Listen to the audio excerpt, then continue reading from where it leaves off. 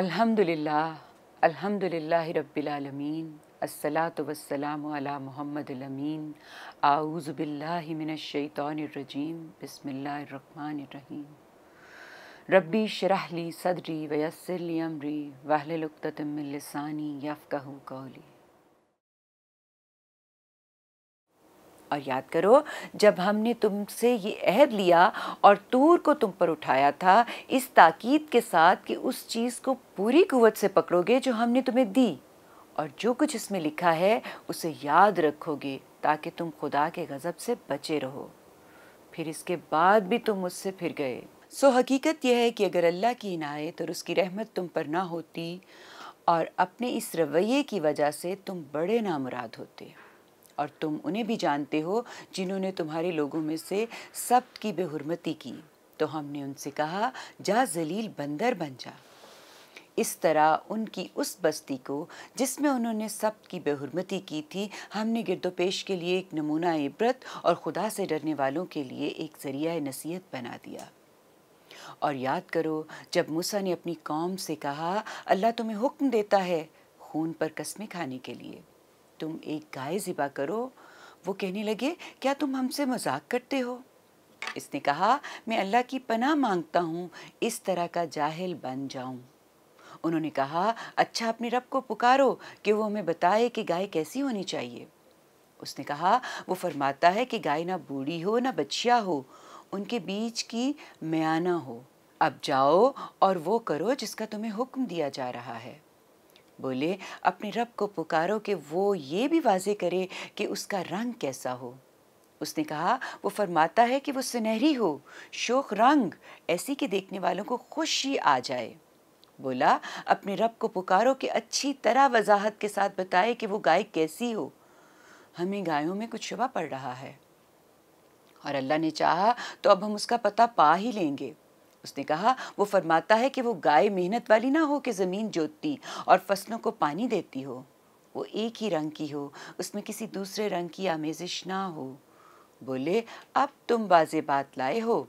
इस तरह उन्होंने उसको ज़िबा किया और लगता ना था कि वो ये करेंगे। और वो वाक़या भी याद करो जब तुमने एक शख्स को कत्ल कर दिया, फिर झूठी कस्में खाईं और उसका इल्ज़ाम एक दूसरे पर धरने लगे, और अल्लाह ने फैसला कर लिया कि जो कुछ तुम छुपा रहे थे वो उसे जाहिर कर देगा। चुनाचे हमने कहा इस मुर्दे को उस गाय का एक टुकड़ा मारो जो कस्में खाने के लिए ज़िबा की गई है, तो वह जिंदा हो गया। अल्लाह इसी तरह मुर्दों को जिंदा करेगा और वो तुम्हें अपनी निशानियां दिखाता है ताकि तुम समझ से काम लो। तुम यही करते रहे यहाँ तक कि इसके बाद फिर तुम्हारे दिल सख्त हो गए, इस तरह कि गोया वो पत्थर हैं या उनसे भी ज़्यादा सख्त। और पत्थरों में तो ऐसे भी हैं जिनसे नहरें फूटती हैं, और ऐसे भी हैं जो फट जाते हैं और उनसे पानी बह निकलता है, और ऐसे भी हैं कि अल्लाह के खौफ से गिर पड़ते हैं। ये हकीकत है कि तुम यही करते रहे हो, और जो कुछ तुम करते हो अल्लाह उससे बेखबर नहीं है। इसके बावजूद मुसलमानों, क्या तुम इससे ये तवक्को रखते हो कि वो तुम्हारी बात मान लेंगे? और ये लोग हैं कि इनमें से एक गिरोह अल्लाह का कलाम सुनता रहा है और उसे अच्छी तरह समझ लेने के बाद जानते बूझते उसमें तहरीफ करता है। और ये वो लोग हैं कि जब मुसलमानों से मिलते हैं तो कहते हैं कि हमने मान लिया, और जब आपस में अकेले होते हैं तो कहते हैं क्या तुम उनको बताते हो कि जो अल्लाह ने तुम पर खोला है कि वो इस तरह की बुनियाद पर तुम्हारे परवरदिगार के पास से तुमसे हुज्जत करें? क्या तुम समझते नहीं हो? क्या ये नहीं जानते कि जो कुछ ये छुपाते और जो कुछ जाहिर करते हैं अल्लाह उन सब बातों से बाखबर है? और ये वो लोग हैं, इनमें बिन पढ़े आमी भी हैं, जो अल्लाह की किताब को सिर्फ अपनी आरजुओं का एक मजमुआ समझते हैं और अपने गुमानों पर ही चलते हैं। सो तबाही है इनके लिए जो अपने हाथों से शरीयत तस्नीफ करते हैं, फिर कहते हैं ये अल्लाह की तरफ से है ताकि उसके ज़रिए उसमें थोड़ी सी कीमत हासिल कर लें। सो तबाही है उनके लिए उस चीज़ की वजह से जो उनके हाथों ने लिखी, और तबाही है उनके लिए उस चीज़ की वजह से जो वो कमाते हैं। उन्होंने दावा किया है कि दोज़ख की आग हमें हरगिज़ नहीं छुएगी। हाँ, गिनती के चंद दिनों की तकलीफ़ अलबत्ता हो सकती है, ان سے پوچھو کیا اللہ نے تم سے کوئی عہد لیا ہے؟ اس لیے کہ اگر عہد لیا ہوتا تو اللہ کسی حال میں اپنے عہد کی خلاف ورزی نہیں کرے گا، یا تم اللہ پر ایسی تہمت باندھ رہے ہو جس کے بارے میں تم کچھ نہیں جانتے۔ ہاں کیوں نہیں، جن لوگوں نے کوئی بدی کمائی ہے اور ان کے گناہ نے انہیں پوری طرح گھیر لیا ہے، وہی دوزخ کے لوگ ہیں، اس میں ہمیشہ رہیں گے، اور جو ایمان لائے اور جنہوں نے نیک عمل کیے وہی جنت کے لوگ ہیں، وہ اس میں ہمیشہ رہیں گے۔ بسم اللہ الرحمن الرحیم۔ جی تو ناظرین، بنی اسرائیل کو ان کی تمام عہد شکنیوں کی یاد دہانی کرائی جا رہی ہے جن کی وہ ابتدا سے خدا کی شریعت کے معاملے میں مرتکب ہوتے رہے ہیں، اور مقصود اس سے اس امر کو واضح کرنا ہے کہ وہ کیوں اس بات کے مستحق ہیں کہ اللہ تعالیٰ ان کو امامت کے منصب سے معزول کرے اور ان کی جگہ ایک دوسری امت کو اٹھائے جو اس کی شریعت کو از سر نو تازہ صورت میں دنیا کے سامنے پیش کرے اور اس کو قائم کرے۔ یہ سلسلہ آگے دور تک جاتا ہے، جس کے بیچ بیچ میں نئی برپا ہونے والی امت یعنی مسلمانوں سے مناسب موقع پر خطابات بھی ہیں، لیکن یہ خطاب ضمنی ہیں۔ اصل خطاب یہود ہی سے ہے اور مقصود ان کے جرائم کی پوری تفصیل ان کے سامنے رکھنا ہے۔ یاد رہے کہ یہود ایک وعدہ شکن قوم ہے، اور اللہ تعالیٰ ان کی وعدے شکنی کے مختلف نمونے یہاں بتا رہے ہیں۔ اور یہ بھی یاد رہے کہ یہ زمانہ نزول قرآن کے یہود سے خطاب ہے۔ اس میں سب سے پہلے بنی اسرائیل کو عہد یاد دلایا گیا ہے جو ان سے تورات کی پابندی کا لیا گیا تھا۔ یاد رہے کہ شریعت الہی خدا اور بندوں کے درمیان ایک معاہدہ ہوتی ہے۔ تورات کو جو اللہ کا عظیم عطیہ تھا، پوری مضبوطی کے ساتھ تھامنے اور اپنی زندگی میں ہدایت کا ذریعہ بنانے کا یہ معاہدہ قرآن اور تورات میں بڑی تفصیل سے بیان ہوا ہے، لیکن یہاں فرمایا کہ تورات کی پابندی کا میثاق باندھ چکنے کے بعد تمہارے اسلاف اور تم نے ان سے منہ پھیر لیا، یعنی تم اپنے عہد سے پھر گئے۔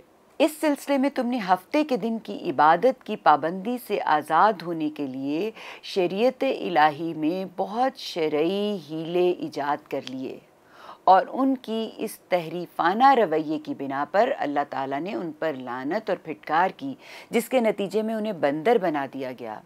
قرآن سے معلوم ہوتا ہے کہ اس لعنت کی پاداش میں ان کے اوپر ایسا زوال آیا کہ ان کا ظاہر اور باطن ختم ہو کے رہ گیا، اور وہ گرد و پیش کی بستیوں اور آنے والی نسلوں کے لیے عبرت کا نمونہ بن کر رہ گئے۔ اس کے بعد یہود کی وعدہ خلافی کی دوسری مثال کو بیان کرنے کے لیے قرآن نے یہ طریقہ اختیار کیا ہے کہ ایک ہی بات کو دو حصوں میں اس طرح تقسیم کر دیا ہے کہ ایک حصے میں اس واقعے کو بیان کر دیا ہے جو بنی اسرائیل کی ذہنیت کو بیان کرتا ہے، جو بنی اسرائیل کی ذہنیت شروع سے ہی شریعت الہی کو قبول کرنے کے معاملے میں ہیلا بہانہ بنانے کے لیے استعمال کر رہی تھی، اور دوسرے حصے میں یہ حقیقت واضح کی ہے کہ ہزار ہیلا و حجت کے بعد جب کسی بات کو قبول یہ کرنے کی طرف آتے تھے تو اس کی تعمیل بھی یہ ٹھیک طریقے سے نہیں کرتے تھے، بلکہ اس حکم سے گریز کی راہیں تلاش کرنے لگتے تھے۔ اس چیز کو واضح کرنے کے لیے قرآن نے بنی اسرائیل کی تاریخ سے قسامہ کے ایک واقعے کو منتخب کیا ہے۔ قرآن مجید کے اشارات سے واقعے کی صورت یہ معلوم ہوتی ہے کہ بنی اسرائیل میں کوئی شخص قتل ہو گیا جس کے قاتلوں کا سراغ نہیں لگایا جا سکتا تھا۔ حضرت موسیٰ نے اپنی شریعت کے قانون کے مطابق اس علاقے کے لوگوں کو جہاں قتل ہوا تھا یہ حکم دیا کہ وہ ایک گائے کی قربانی کر کے اس پر قسمیں کھائیں۔ ان لوگوں نے اول تو اس حکم کو ماننے میں ہی بہت بہانے بازی سے کام لیا کہ گائے کیسی ہو، اس کا رنگ کیسا ہو، عمر کتنی ہو، وغیرہ وغیرہ۔ بہت دقت کے بعد اگر یہ گائے کو ذبح کرنے کے لیے تیار بھی ہوئے تو معلوم ہوتا ہے کہ قسم جھوٹی کھائی، کیونکہ بنی اسرائیل نے حضرت موسیٰ کے حکم کو ایک مذاق تصور کیا تھا۔ یاد رہے کہ اللہ تعالیٰ یہاں فرماتے ہیں کہ کسی کو قتل کر کے تم دنیا میں ایک دوسرے پر الزام بازی کر کے اس کو چھپانے کی کوشش کر سکتے ہو، لیکن یاد رکھو کہ کوئی چیز اگر تم نے دنیا میں چھپائی تو وہ ہمیشہ چھپی نہیں رہ جائے گی، بلکہ ایک دن اللہ تعالیٰ وہ سب کچھ ظاہر کر کے رہے گا جو تم چھپا رہے ہو۔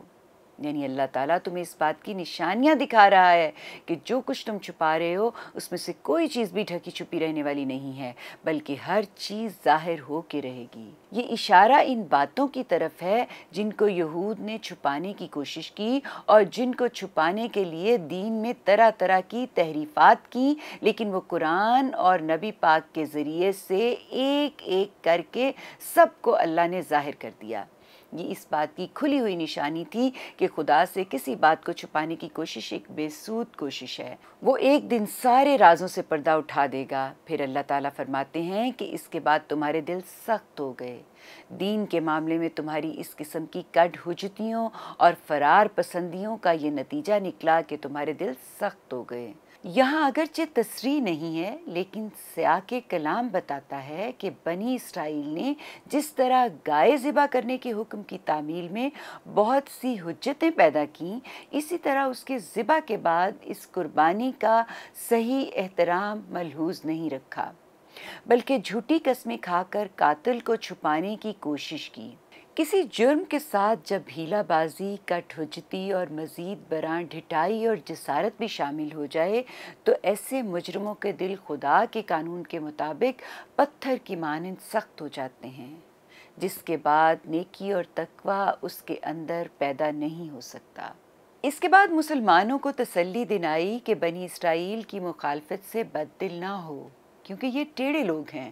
اگر یہ اللہ اور اس کے رسول کی بات میں ٹیڑھ پیدا کر سکتے ہیں تو تم ان سے یہ توقع نہ رکھو کہ وہ تمہاری سیدھی سیدھی بات کو سیدھے طریقے سے سمجھنے کی کوشش کریں گے۔ ان کے فریب کارانہ دعوے ایمان کے دھوکے میں نہ آنا، کیونکہ ان میں سچائی کا کوئی شائبہ نہیں۔ یہ محض مسلمانوں کو دھوکہ دینا چاہتے ہیں۔ ان کا ایک گروہ شرارت اور ہیلہ بازی میں مبتلا ہے اور دوسرا گروہ جھوٹی آرزوؤں اور اوہام میں مبتلا ہے، جس میں انہوں نے جنت اور دوزخ کو اعمال کا نتیجہ سمجھنے کی بجائے گروہی نسبت پر رکھا ہوا ہے۔ ان کا ایک گروہ شرارت اور ہیلہ بازی میں مبتلا ہے اور دوسرا گروہ جھوٹی آرزوؤں اور اوہام میں مبتلا ہے، جس میں انہوں نے جنت اور دوزخ کو اعمال کا نتیجہ سمجھنے کی بجائے گروہی نسبت پر رکھا ہوا ہے۔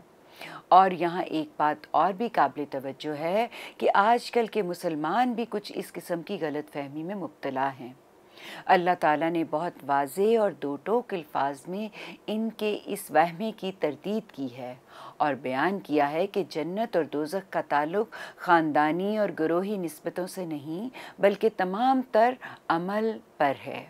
جو شخص کسی برائی کا ارتکاب کرے گا وہ برائی اس کو اپنے گھیرے میں لے لے گی، تو اس کے لیے جہنم ہی ہے، خواہ اس کا تعلق کسی بھی گروہ سے ہو۔ برعکس اس کے جو شخص ایمان اور عمل صالح کی روشنی پہ قائم ہے اس کے لیے جنت ہے، خواہ اس کا تعلق کسی خاندان سے ہو۔ وآخر الدعوانا ان الحمد للہ رب العالمین۔